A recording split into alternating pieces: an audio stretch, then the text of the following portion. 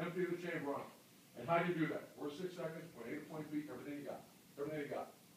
Turn that shit up. Let's go. Welcome to Scoop Board Order. It is Black Friday. It is Michigan week. The Big Blue are in town this afternoon, and they will be heading to the shoe tomorrow to see our home Ohio State Buckeyes. It will be one of the most ferocious versions of the game that we've seen in a long time. A lot at stake, a lot of bad blood, a lot of trash talking over the past year. And for some of these guys in Michigan, like Jim Harbaugh, that are talking trash, the tab is due at noon on Saturday, and I can't wait to see it. I can't wait to enjoy it, to watch it. But we have every up-to-the-minute update you could ask for right now. We're filming this with Nevadabuck. We're getting ready to rock this out. We're also going to preview one of our newest commitments, Garrett Stover, a kid that you guys are going to love. Kid that's a little AJ Hawkish. He's a tough kid. He's fast, and you can't get enough of these really good, fast, athletic, tough Ohio kids on this roster. So I am super pumped about Garrett Stover. We're going to do that. But first, as always, on BuckeyeScoop.com, we are always thankful and grateful for you. Coming off of Thanksgiving, it's a great reminder how thankful and grateful we are for you guys, our wonderful viewers. Thank you guys so much for watching this. If you enjoy this, please, as always, leave a like on the video right down below this video. Helps out the video dramatically. You guys have no idea. When we get these big like counts on the videos go crazy. They get recommended to more people. It does a huge difference.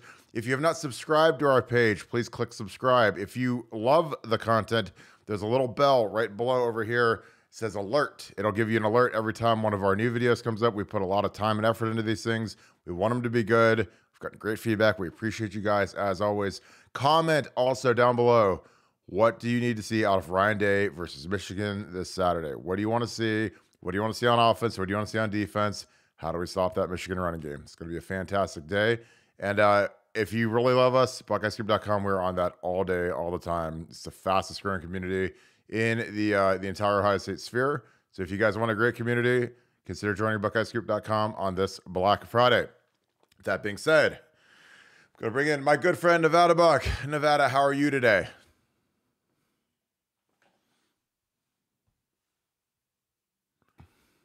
I am doing great. I'm full of turkey and all sorts of pie and everything else like that. But I'm getting ready for the main course, which is the Wolverines on Saturday, and got some Wolverine news and Ohio State news and all sorts of news that we're breaking on BuckeyeScoop.com. Just having a great time on the website right now, and just excited to be here and sharing with you right now. Yeah, and one of the great things about us working together and kind of going through the shows and the daily run of information that we're gonna work with on BuckeyeScoop.com is sometimes we're really, really wrong. And I will say that I am down bad on you had a nugget on Blake Corum, an update on him, and I said no one's gonna care about that. That's gonna be a turd, a dud. Everyone knows he's playing. He's handing out turkeys on Monday, and you're like, no, I think that people are gonna go with this.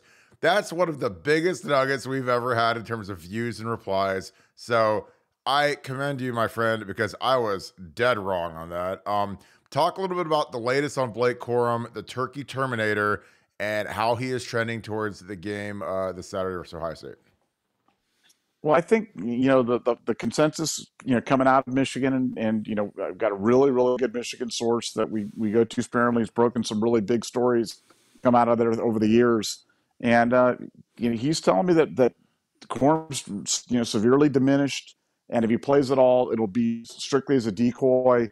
And, he doesn't expect him to be much of a factor. Now, he's a pretty big fan of Edwards. And so, and he thinks Edwards is back. So I think this isn't all, terrible news for Michigan. But in terms of Blake Corum, I'd be really surprised if he was a factor in the game on Saturday.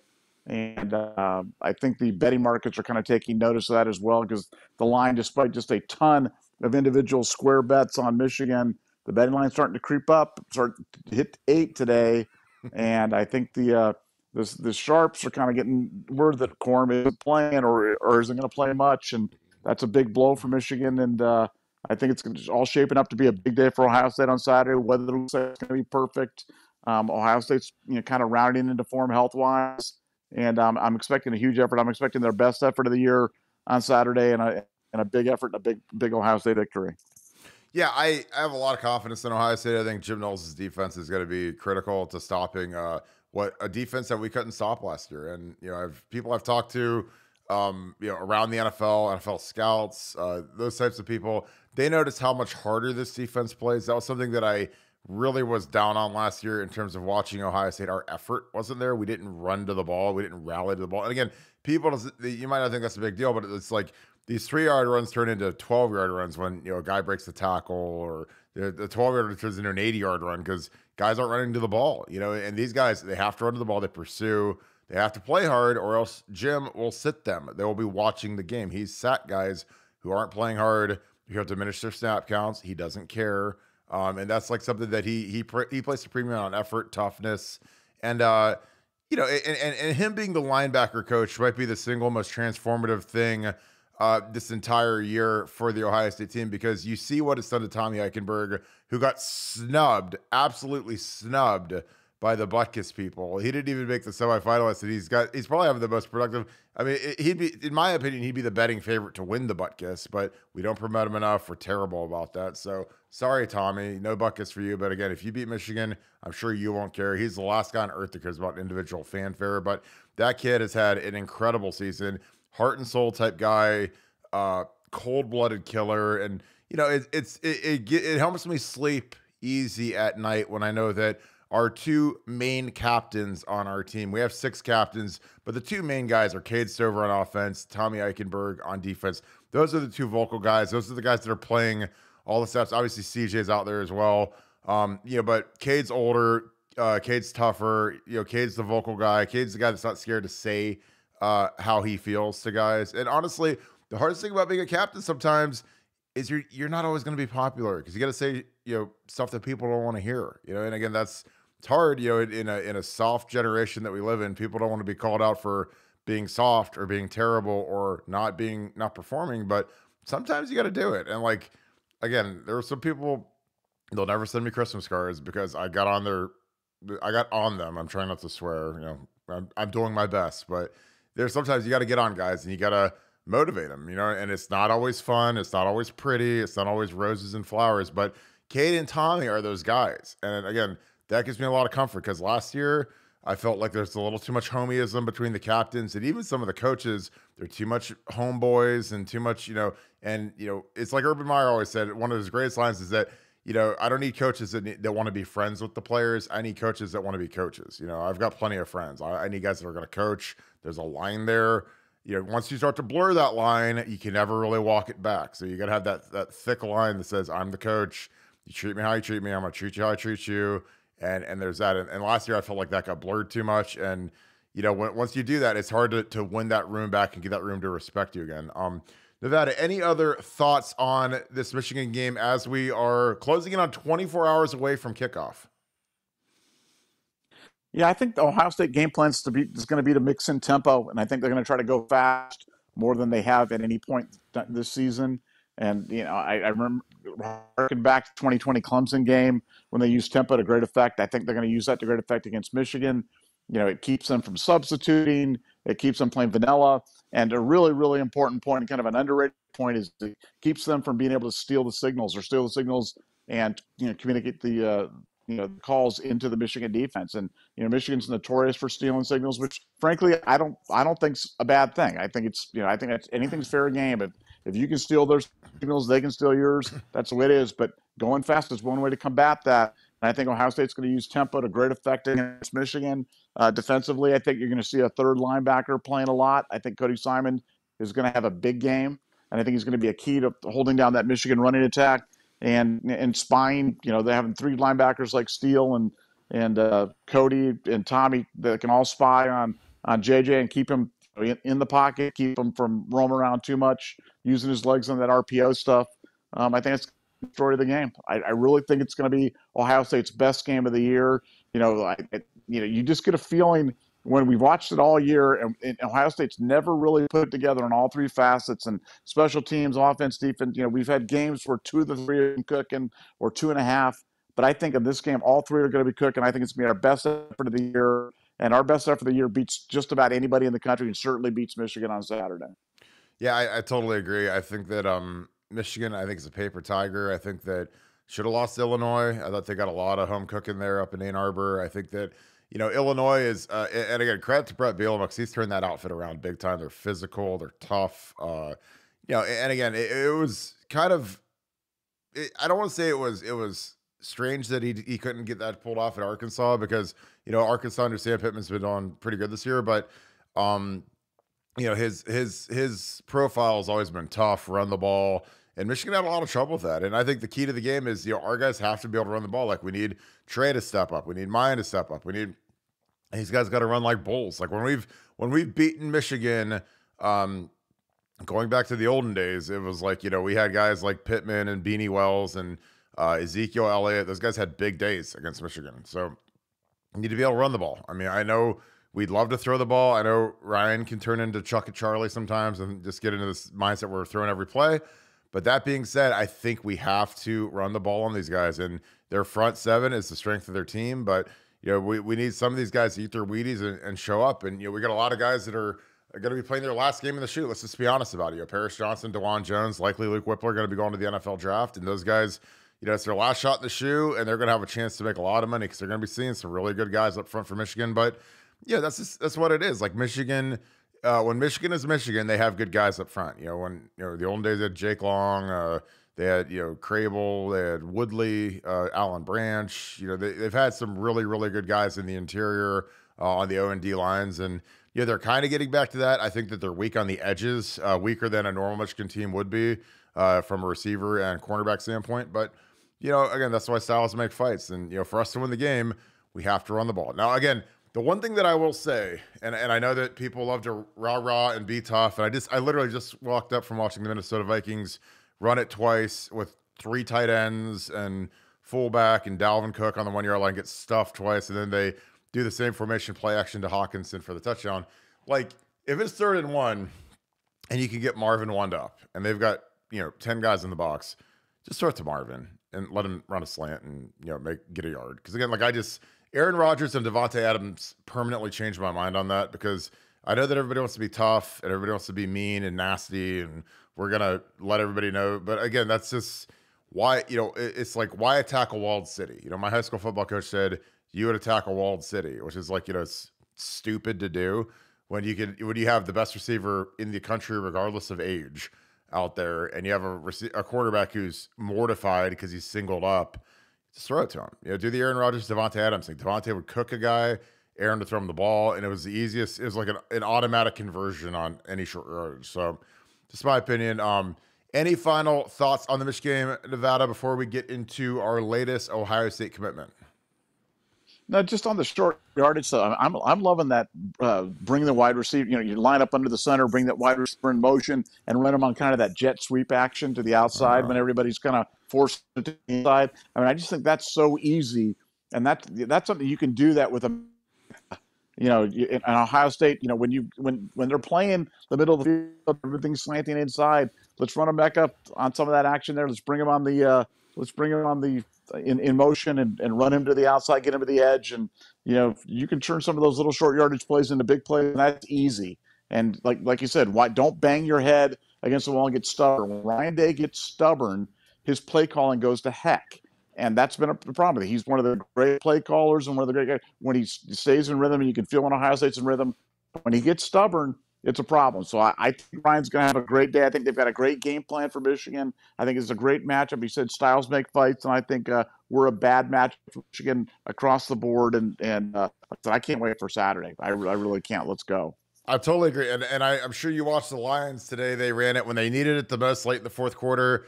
They run that jet sweep action to Amon-Ra St. Brown. And honestly, he's one of the best players in the NFL, one of my favorite players in the NFL. He's a tough guy. He's got kind of that returner vision mindset, kind of running back-ish thing.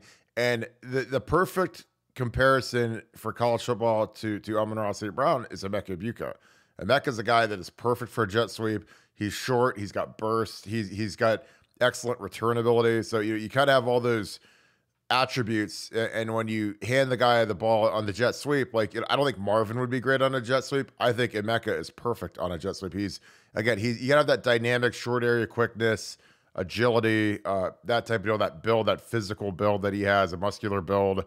We're not worried about him getting banged up if he comes around the corner and gets smoked by a linebacker or a safety. But I think, you hit a jet with a Mecca as quick as he is. And again, once you get handed that ball, it's kind of like you're turning into a punt returner or a kick returner. Like you got to dodge around and, you're not just, running a square in and catching it for 10 yards. Like you got to, kind of go make hay. And when you're defending that with 1 yard, you don't even have to block the edge guy. Usually the right tackle, if you're coming from left to right, the right tackle on that side doesn't even block that end because that end can't make that play. And then he can go up to the second level, and then you get one block on the perimeter and you got a first down. So it's a pretty simple play. It's an easy, basically nobody has to block anybody except for one receiver and you can get yardage. So it's a play that I love. And we used to run it with Teddy.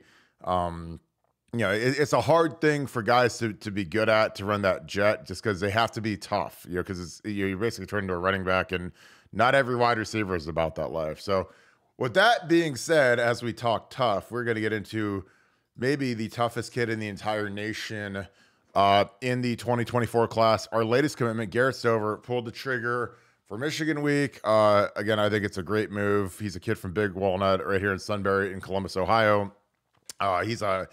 I imagine he'll be like a hybrid type safety, probably will linebacker. He's listed at about 205 right now, 6'2". Still has a whole other year of high school to go, so I'm sure he'll probably get to 225, 230 by the time he hits campus.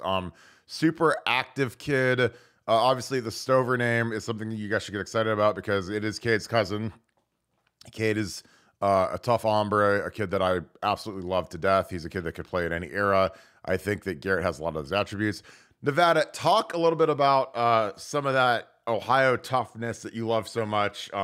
Here, we're just going to run this film as we talk. You see him coming off the edge, a lot of speed, a lot of agility, a lot of attitude. Talk a little bit about that and why that's important to the Ohio State program. Well, first of all, I think it's a cultural thing for me. I think you've got to have the best players from Ohio. And when Ohio football's down, Ohio State's going to be that. And unfortunately, right now, Ohio football is down. And the question is it coming back? Is this a trend? Is this just a dry spell right now? Or are there things that Ohio State can do or Ohio can do to improve Ohio football? But, given the here and now, you're talking about the 2024 class, this is one of the best kids in the class, one of the toughest kids in the class. And in this position, that those 6'2", 5 guys, they're like wings on basketball teams. They're those hybrids that are so important to your defense, and certainly a defense like Ohio State's, where it's a safety-driven defense, it's a linebacker-driven defense. Having guys like this that can run, that are tough, that are smart, that can diagnose what's going on and get the plays violently, quickly, guys as well as deliver blow into the backfield. Those are the guys that are going to make the defense go. And that's why this was a big acquisition for Joel's, big acquisition for Ohio State. And I couldn't be more excited about him. Yeah, he's a kid that can close ground fast. He's got to be one of those guys that he'll be one of the he'll be. There's these groups in the weight room. There's gold, which is the very top group. There's red, which is that kind of middle group, and then there's blue, which is the kind of the turds of the team. And they sort it. Mickey Murata has a big board. Little magnets with all the names on it. He'll be a guy who's at the top. The top left of the column is the best kids on the team. That's where you put Cade Stover. That's where you put Eichenberg. The kids that they don't miss anything. They're always on time. They're always giving effort. They don't loaf. They're always in class. They never miss anything. Professors never complain about them. They're basically perfect. They're like cyborgs. And that's kind of what this kid will be. If he's like Cade, you don't have to worry about Cade being late to a workout. You don't have to worry about, because again, that's what the good ones are. Is like you don't have to call these guys and say, hey, are you gonna go hard in practice today? Because Cade's always he walks out of bed, he's ready to go kick someone's ass, which is great, and that's what this kid's gonna do. And I think that you need kids like that, just because you need guys that are just generationally tough. They can play in any era. And again, this kid, he's a freaky athlete. Ultra competitive. And again, like you see his film, they kind of move him all over the place, comes off the edge.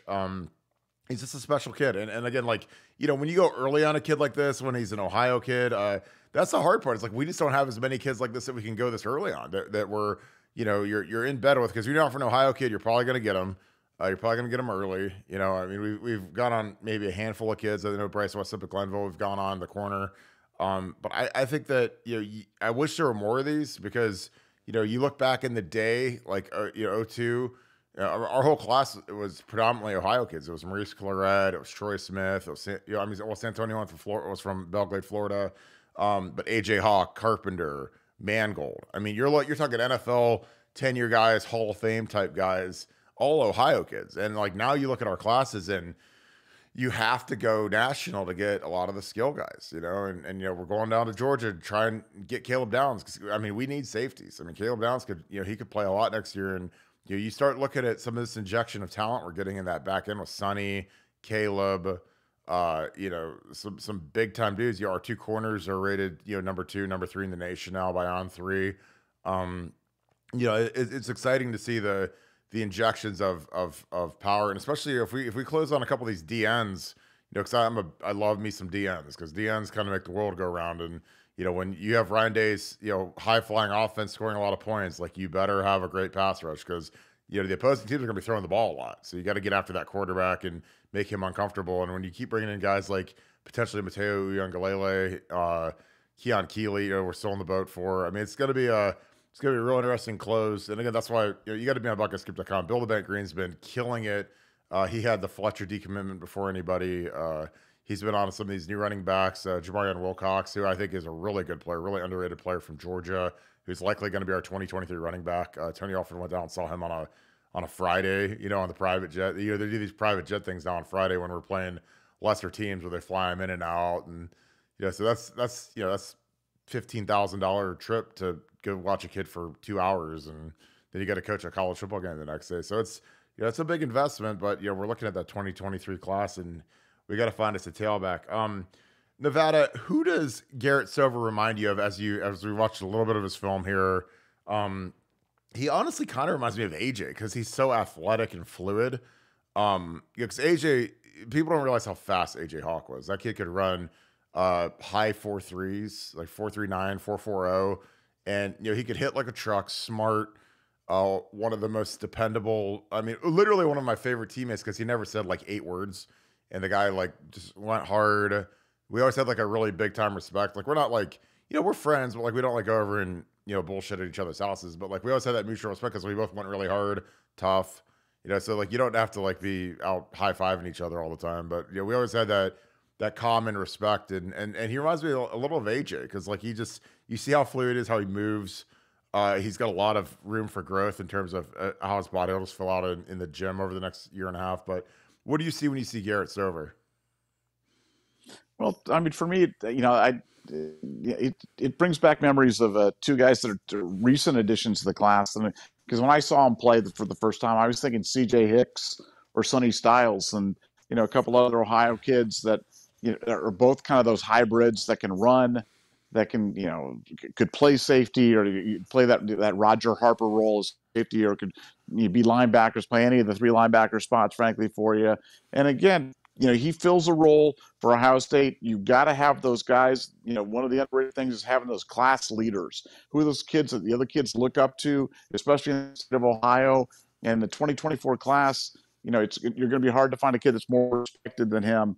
And I think those are those little things, those little important additions. That's why getting him to commit, this week of the Michigan game, I think it shows you, how committed he is to Ohio State, how all in he is about Ohio State, and how much he wants to start participating in the recruitment of other kids to Ohio State. And I think the kids can make a difference recruiting other kids to Ohio State. And I think this, for Garrett's play a big role for Ohio State going forward in the 2024 class. And he was the one guy that I really wanted. I felt he was a foundational piece, and they laid him in early into the class. And like I said, I think it's just a huge get for Ohio State. Yeah, I think getting him and Dylan Raiola, I mean, obviously those are 2 huge gets. Dylan, obviously, being a quarterback, is a guy that is going to be a magnetic guy for the class to get the top skill guys, the top O linemen. But rounding it out with a good defensive leader. His cousin's obviously a captain. One of the great Buckeyes, one of the best tight ends we've ever had, honestly. Kid that does a lot of the dirty work. But yeah, it's going to be interesting to see. Because I think business is going to pick up. Leading up to signing day. Obviously camp season will be huge next year for securing some more of these underclassmen that are going to be going into their senior year. Just seeing what we can pull off. But yeah, I'm excited about this kid. Like he's a local kid. He literally is 10 minutes away from where I live. So, might check out a game at some point, but like I said, you get another Stover, he's not a brother, but he's a cousin, but still the same tough roots, tough kid, tough family. Super excited about that. So we'll wrap this thing up. Nevada, how are you feeling as we're closing this thing down? By the time this goes live, it's going to be, less than 24 hours away. So how are you feeling about the game? And close this thing out with some words of either comfort or discomfort for the Buckeye Scoop fans that are listening. Yeah, no, I think everything's falling into place. I think everything, sometimes, in life you go through things and things just start kind of falling apart, and you get bad news upon bad news, and it's a little bit of here, a little bit of there, a little bit, and maybe it's weather, maybe it's additional injury, maybe it's some sort of key distraction, maybe it's whatever it might be. For Ohio State, all the pieces are falling into place right now. I feel like it's like a puzzle where all the pieces are starting to fit. You're starting to see how everything's coming together, and I love the game plan on the offensive side. I love the game plan on the defensive side. I just think it's going to be a great day on Saturday. And I think for Ohio State fans, I think we're going to be getting rid of a lot of frustration from the past year flushed out. And, Ohio State, I think it's going to be ready for a big effort, and I'm ready to watch them. So let's kick this thing off. Yeah, I'm excited. We're going to wrap this thing up. We appreciate you guys as always. Thank you. If you enjoyed this, please leave us a like, comment. What needs to happen on Saturday for the Buckeyes to win? This is going to be a big one. We're excited about it. If you are listening in an audio podcast on iTunes or Spotify, please leave us a 5-star review. That really helps us, helps people find our content. It's a big deal for us. We appreciate you guys as always. This is going to be a wild one. Can't wait to get the kickoff. It is going to come fast. These hours are going to melt away. Get on BuckeyeScoop.com, guys. I'm telling you, if you've never been a part of an online Ohio State football community, this is the one. It is clean. It is well moderated. It's a ton of fun. Very, very influential people from the university are actually paying members of the site. So you never know who I'm talking to on the site. You never know who you're talking to. I get texts from people that you would never believe subscribe to the site, but it's a fantastic deal. We have a blast on there, and we appreciate you guys. So hope you guys had a great Thanksgiving. Don't kill each other for any flat screen TVs during Black Friday shopping. So I hope you guys have a great rest of your day. Appreciate you guys as always. Thank you, Buckeye Nation, and thank you, Scoop family. It's time to go. It's time to beat Michigan. It's time for war. Go Bucks. Talk to you guys tomorrow.